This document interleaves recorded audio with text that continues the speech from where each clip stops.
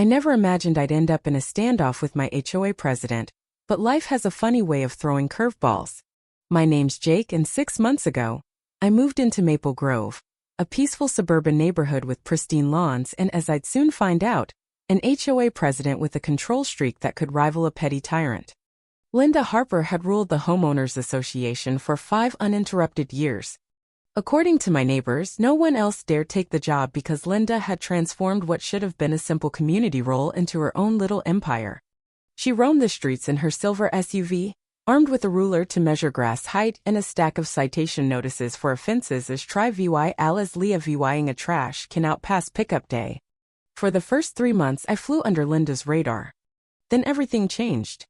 A nasty fall during a hiking trip left me with a fractured femur and a temporary reliance on a wheelchair for at least half a year.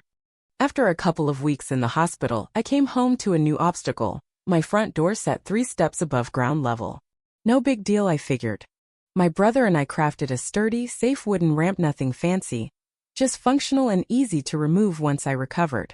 We built it over a weekend, and for the first time I could roll in and out of my house on my own. That freedom lasted all of 2 days before a neon yellow violation notice appeared taped to my door. Unapproved structural modification. Remove within 48 hours or face due law 100 daily fines. It was signed with a flourish, Linda Harper, HOA president. I called the number on the notice right away. Linda picked up on the second ring, her voice sharp and officious. Maple Grove HO, Linda speaking. Hi, Linda, this is Jake Carter from 315 Oakwood Drive, I said. I got a violation notice about my wheelchair ramp, and I'd like to talk it over. Mr. Carter, she replied with an exaggerated sigh, as if I were wasting her precious time. All structural changes need prior board approval, with paperwork submitted 30 days in advance. It's in Section 12, Paragraph 4 of the covenant you signed when you bought your home. I took a steadying breath. I get that's the usual process, but this was an emergency. I'm in a wheelchair temporarily, and there's no way for me to get inside without the ramp. Rules don't bend for emergencies, Mr. Carter, she cut in.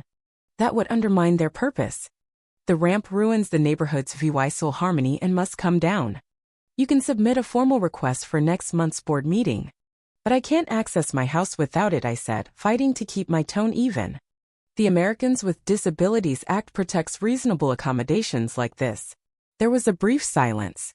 Then, in a voice dripping with condescension, she said, the ADA applies to public spaces and businesses, Mr. Carter, not private entities like our HOA. Our covenant takes precedence. Remove the ramp or the fines start as outlined. And if you're going to live here, I suggest you read the bylaws instead of tossing around irrelevant laws. Have a nice day. The line clicked dead. I sat there, stunned, gripping my phone. I'm not one for fights, but Linda's smug dismissal ignited something in me. Before teaching law at the local college, I'd spent 15 years as a corporate compliance attorney. If Linda wanted to flex her legal muscle, she'd messed with the wrong guy.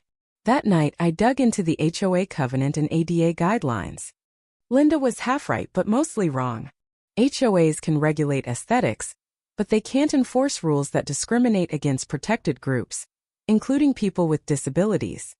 Temporary ramps were explicitly listed as reasonable accommodations. The next morning, I wrote a formal letter to the HOA board, citing the laws Linda was breaking, complete with legal precedents and a demand for an immediate exemption. I warned I'd sue if needed and sent copies to every board member, not just her. 3 days later, Linda emailed back, your exemption request is noted but must follow proper procedure. The ramp remains unapproved. Fines begin tomorrow. That afternoon, I spotted her silver SUV parked across the street. She snapped photos of my ramp, not even bothering to be discreet. When she caught me watching from the window, she flashed a smug little wave before DRIVing off. The next day, my security camera recorded her slapping another yellow notice on my door. Fines had started, due law 100 and counting, with more to come until the ramp was gone. I gave the other board members a day to reply to my letter. Silence. Time for phase 2. I reached out to the DOJ's ADA DVY, the state housing authority, and an old colleague who specialized in disability discrimination cases.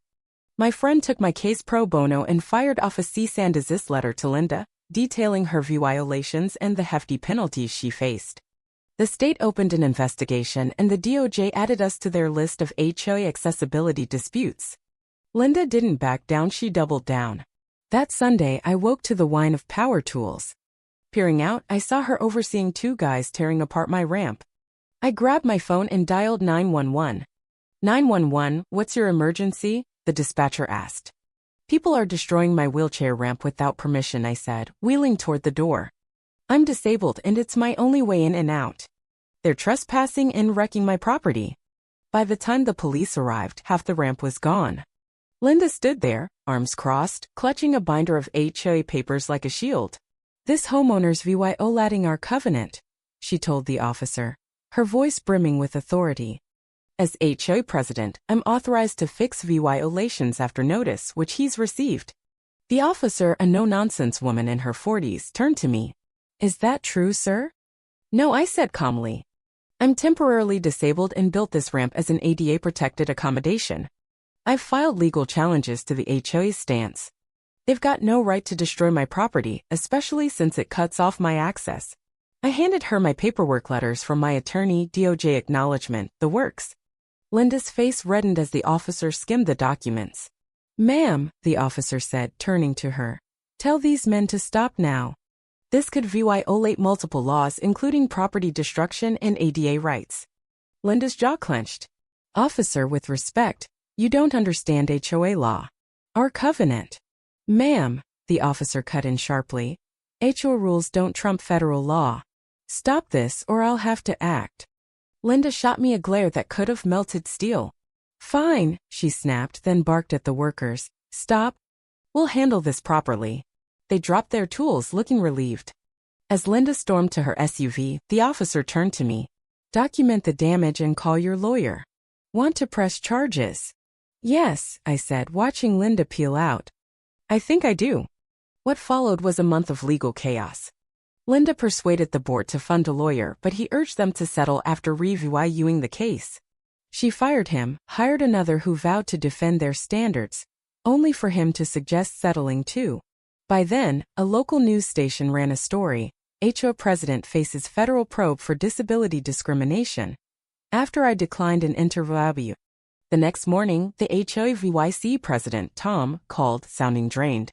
We're holding an emergency meeting tonight. Most of us didn't want this fight. Linda's just intense about rules. I get it, I said. I just want to get into my house. The meeting was packed. I wheeled into the community center as Linda opened the session, avoiding my gaze. We're here to address the Carter issue. Our lawyer has options. Actually, Tom cut in. The board voted by email per emergency rules. We're dropping all fines, approving Jake's ramp, and apologizing. Linda's face turned scarlet. You can't do that without me. I'm president. We can and we did, another member said. We're also settling the legal complaint and using insurance for his damages. This is absurd. Linda shot up, her chair screeching. You're letting him ruin our property values with that eyesore. Tom coughed. One more thing. Given the liability you've caused, we've voted to remove you as president under the misconduct clause. Linda paled. You can't. I've given 5 years to this place. I've upheld our standards. It was unanimous, Tom said. The DA's also looking at charge of property destruction, CIVIL rights violations. The DOJ wants everything you've done documented. Linda scanned the room for allies. Finding none, she grabbed her things, hands shaking. This isn't over, she hissed, voice cracking. You'll regret this. She brushed past my wheelchair, and for a split second, our eyes locked. I saw it hit her. Her rulebook was missing some key pages, and that mistake would cost her. The next day, the DA charged her with property destruction, ADA violations, and abuse of power, up to a year in jail and due law $50,000 in fines. When the papers were served on her pristine porch, Linda's mask finally cracked. I was just enforcing the rules, she murmured, clutching the documents as the server walked away, the weight of real consequences finally sinking in.